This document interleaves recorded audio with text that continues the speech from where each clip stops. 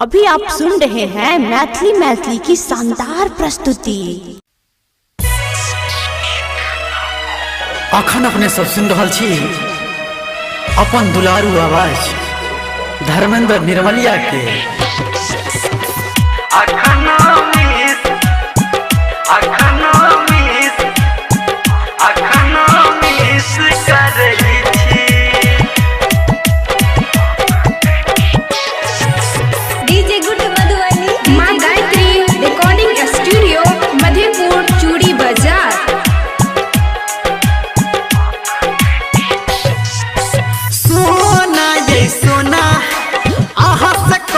कोना सोना ये सोना आहा से कहब कोना हम आहा के पहिला किस अखनो मिस करे छी।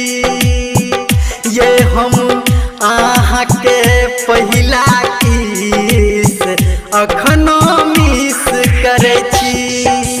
सोना ये सोना आहा से कहब कोना सोना ये सोना आहा से कहब कोना हम आहा के पहिला किस अखनो मिस करे छी। ये हम आहा के पहिला किस अखनो मिस करे छी।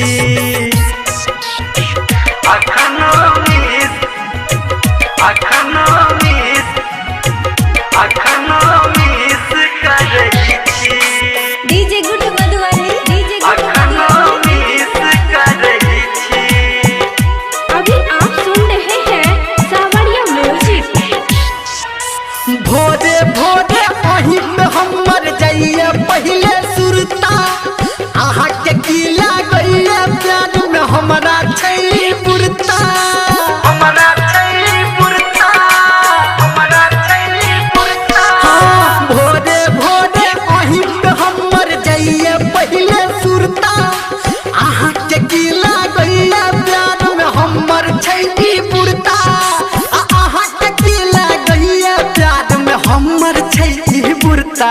हम आहा के पहिला किस अखनो मिस करे छी। ये हम आहा के पहिला किस अखनो मिस करे छी। अखनो मिस अखनो मिस अखनो मिस करे छी। अखनो मिस करे छी।